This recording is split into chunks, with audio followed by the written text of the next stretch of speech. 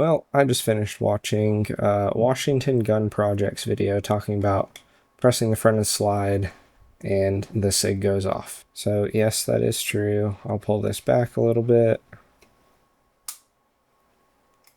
And yes, to cure anyone's curiosity, because it did appear as though I pulled the trigger. Okay. So mine isn't as precise. I'm using a square drill bit. I just don't want to mess up my frame too bad, because I'm hoping that one day SIG will fix this. So he showed over and over again. I've done it over and over again. And funny thing is, this isn't a stock SIG. So it's a true precision slide. I don't even remember who the heck makes this barrel. But all the internals are factory SIG. The grip is factory SIG. This is my favorite gun that I own. And clearly, by it not having a dot and a light, I have stripped it and put those on another gun. This has just been living in my safe, and I've been meaning to get around to looking at it, and then all this recent news once again happened. And yeah, so I just got around, I think it was posted 2 days ago. Today's the 28th of July at about 10 o'clock at night. And I just finished watching that video, and he poses a question as to how that is possible. And I remembered that the sear is built a very specific way on here. Not just the sear, but the hook on the striker. So make sure we're all looking at the same thing. There's the striker the sear housing. Sorry, I said it's late. It's my bedtime. There's the sear housing. There's the disconnector. Then there's the actual sear, and then that's a lever safety. So I will not disassemble this on camera because stupid YouTube. But what I will show, so that little silver piece right in there is the sear. It, when fully assembled, runs right up to the pretty flush on that back part of the FCU. So let's actually get this pulled apart so we can talk about the internals. So very briefly to talk about this, all my springs are still in place. I cannot push this forward unless I depress this, which my big fingers make very difficult. Ugh. Okay, so there we go. That does go forward, comes back, everything's functional. I can pull that back. So I just want us to look at how this is shaped. It's not necessarily a hook, but for the reference of this, we'll call it a hook. Oh, that's as far as we can go. Okay, so on the sear, it's kind of just this flat spot, and I can't really zoom in all too much. So I just want to point that out. We're going to come back to that in just a second. So on here, I'll show you with this taken down, it is a bit more prominent. So this little guy right here, that's that disconnector right there. This little guy that I'm moving around right there, that's this little safety lever. Okay. This metal piece right here is the sear. When that takedown lever right here is pushed in the down position, that actually recesses down as if the trigger is over pulled. Because you'll notice as we pull this back up and close it, everything kind of pops back up into alignment. What happens here is you'll notice very, very different trigger pull. Technically, I probably shouldn't even be pulling this, but that disconnector pops up. I now have control over that safety lever. And if you notice, those are super light. The reason is we aren't moving the sear. The sear is disengaged. So if we lock this in, that is where, when you pull the trigger all the way back, that safety lever releases and the sear drops down. Okay. So now that we know that, hey, this sear actually rocks backwards when you pull the trigger, just like that, you will understand the issue. So this little flat piece I'm going to represent using this hollow send tool. But let me engage the disconnector.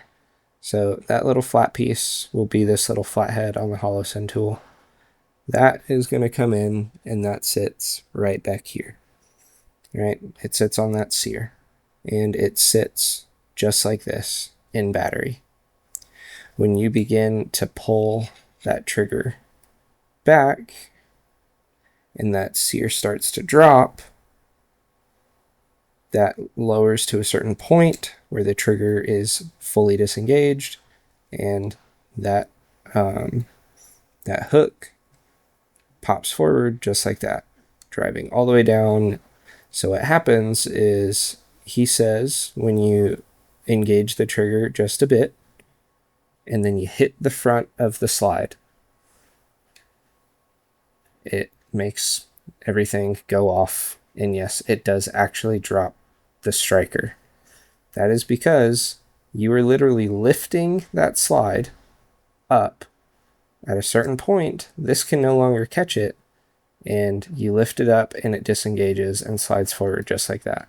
So literally in slow motion, I'm pulling, I tap the front, lifts up, because if I tap the front, as you pull the trigger on a SIG or on a P320, it actually rocks back a little bit, just a hair. If you've shot a SIG P320, you'll notice that. It rocks back, and then you tap this, which pops the back up. It's just enough to release that hook and drive it forward. Well, guess what? When this is disengaged, because what happens when that trigger is pulled even a little bit, literally I hit the wall, that little safety lever is gonna rise up, which, by the way, that right there is the wall. Look at how high that is.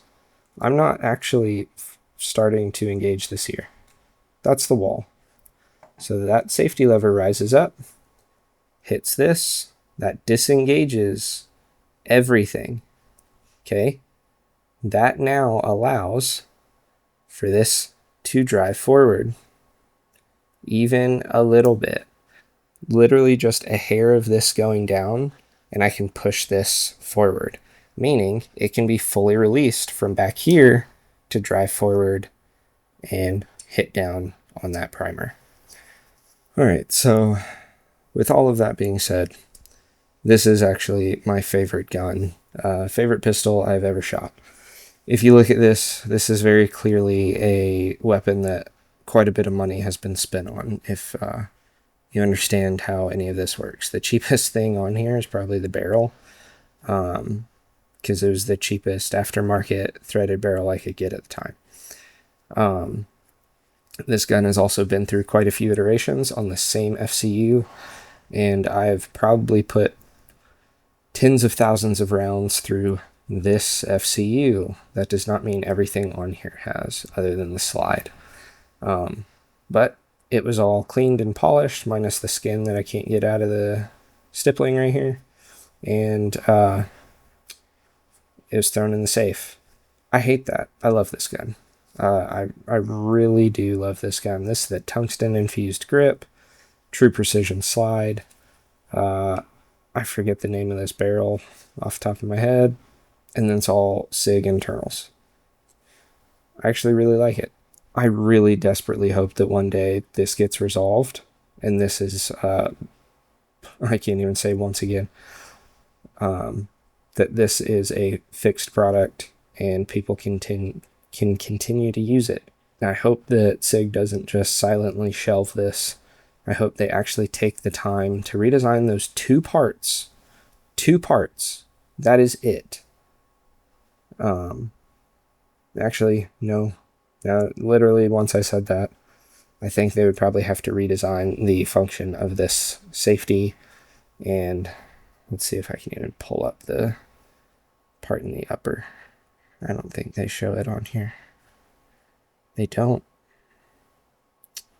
Well, that lever that it engages with, I really hope they get that worked out. So probably 3 parts that need to be redesigned, maybe more. I did engineering in college. I haven't done a whole lot of it since.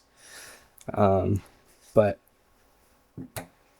I really hope they get that fixed and we can get this whole thing resolved. Because I would love to once again feel completely comfortable with that. But let's be honest, knowing that and knowing that it's literally that simple, that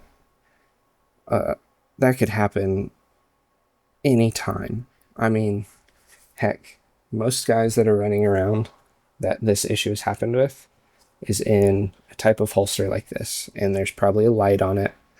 Not saying specifically Safari Lamp, but there are a ton of these in the wild too. But it's kind of just a giant bucket, especially with the SIG. It is a big gun.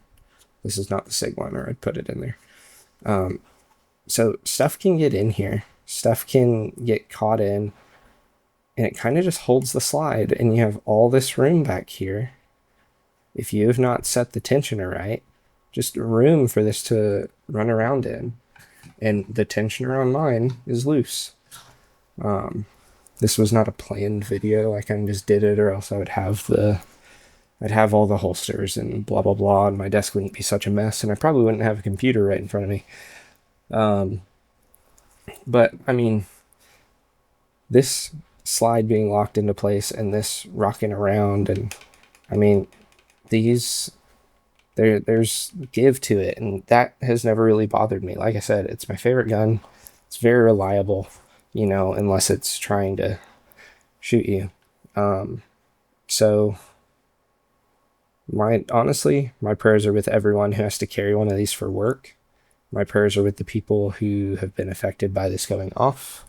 And the newest member in that category is the airman who tragically lost his life for whatever reason this thing went off and shot him.